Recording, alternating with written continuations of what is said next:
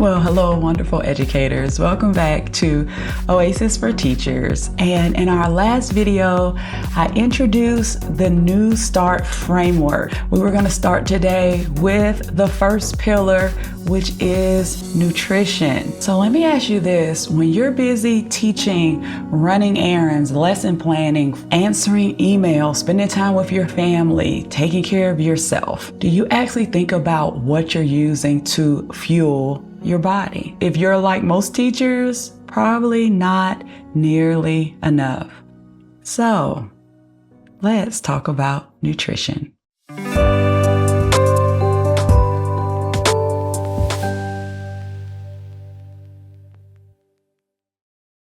Hey, it's Jail Waters, your Oasis mentor here, and welcome to Oasis for Teachers. It is a place where we talk about and we have resources that help you become the whole educator. We are concerned with your body, your mind, your spirit, your finances, and your relationships. For more resources on how to overcome and prevent teacher burnout by becoming the whole educator, go to oasisedservices.com. Like and subscribe to this channel. So today we are continuing our series on the NEWSTART framework. And today we're talking about that first pillar, which is nutrition. So I want you to think about nutrition as fuel. So the same way in your car, if you're giving it low grade fuel or you're putting things in it that are of low quality, then it's not gonna run in its most efficient way. Good nutrition, that's the fuel that powers our energy, our focus, and our emotions. So here's the thing, as educators, we're expected to show up with patience, with peace, with energy, with all the things. They just expect us to have this unlimited source of energy and stamina every single time that we walk into our classroom. But if we're running on sugar, caffeine, and the vending machine, yeah, we're gonna crash. It's not gonna be great. So nutrition isn't about looking a certain way. You don't have to have the super toned body, the six pack. Yes, that would be great, working on it. Do you know the amount of work and the amount of workouts that you need to do to have a six pack? I'm just saying. But we're working on it, it's fine. I digress. So don't think about it as you have to be this super guru, nutritional expert. There are small things that you can do that will make a big difference in your energy and in your diet. So if you think of nutrition as your fuel, you think of it as, hey, this is gonna give me the energy that I need to spend time with my family, to be the educator that I need to be, and just all the things in life. Think of the nutrition as fuel. And you wanna have enough fuel that you still feel energy by the end of the day. I know that it was definitely a challenge for me. By 3 o'clock, the end of the day, I was just like spent. The only thing I wanted to do was go home and get into bed and not do anything else. But let's talk about some things that you can do to help you not feel that crash in the middle of the day. All right, I'm going to make it practical. So let's talk about 5 different small changes that you could make to help upgrade your nutrition as a busy teacher. So the first thing you want to do is start your day with fuel. You want it to be real fuel. So instead of grabbing a donut and coffee, try a smoothie with fruit or spinach or protein. It only takes 5 minutes, but it sets your blood sugar and energy for the rest of the day. Most breakfast foods are packed with sugar. So I do a protein shake in the morning. Sometimes I'll do eggs and fruit, but every single morning, even if I add the eggs or something else with it, I do a protein shake every single morning. The second thing you can do is pack your snacks. So I know, like I said, that 3 p.m. slump is real. Even during the day, I am having I don't want to say those hunger attacks, but there are times I'm feeling very hungry. And so if you pack your snacks, then you have less of a tendency to hit that vending machine and get the candy, get the chips. If you pack things like almonds, fruit, granola bars, I like to also pack, I like Skinny Pop. I do protein bars, fruit. You can do veggies. But try to choose snacks that are healthier. And if you can get snacks that have protein in them, extra points for you. And that gets us to tip number 3.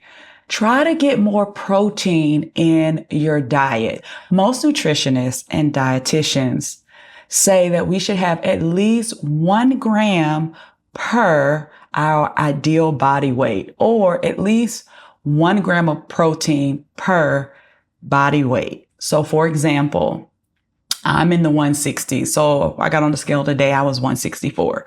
So in general, I should try to get 164, between 160, 164 grams of protein a day. Now, I know that might seem like a lot, but if you have snacks and meals that are high in protein, you'll get there quicker than you think.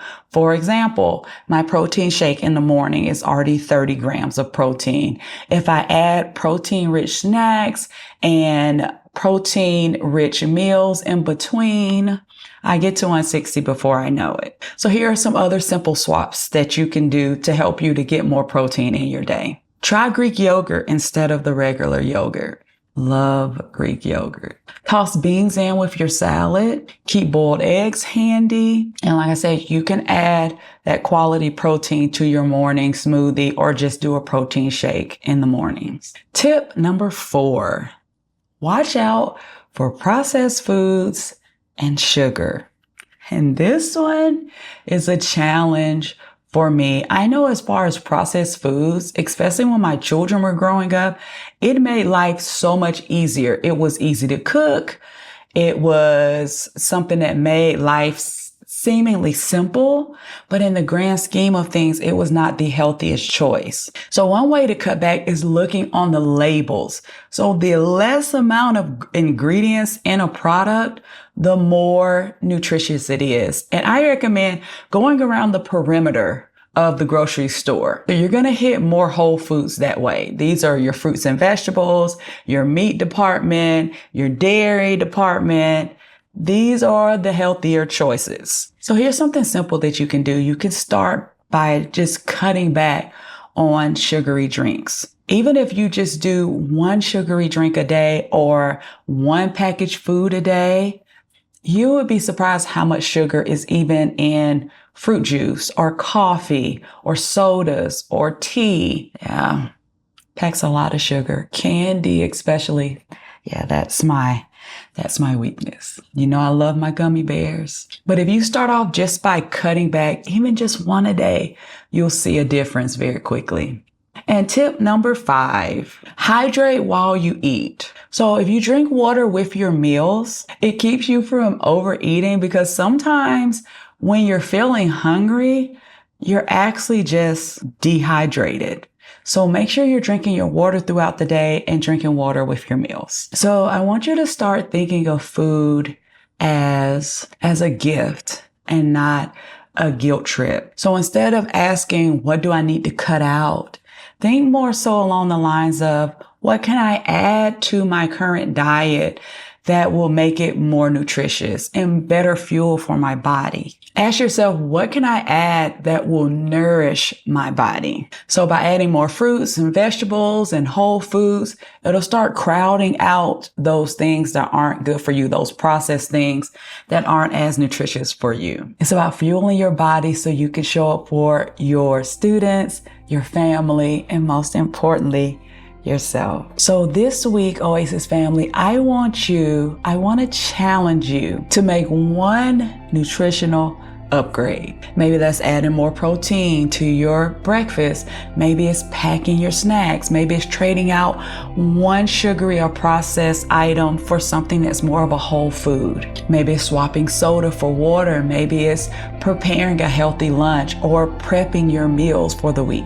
Drop in the comments 1 thing you'd like to upgrade this week. I love to hear from you and I love to cheer you on. So in our next video, we're gonna do a dive into our next part or pillar of our framework, which is exercise. Until then, remember that small changes lead to large transformation. There's so much greatness in you. Go forth, be great.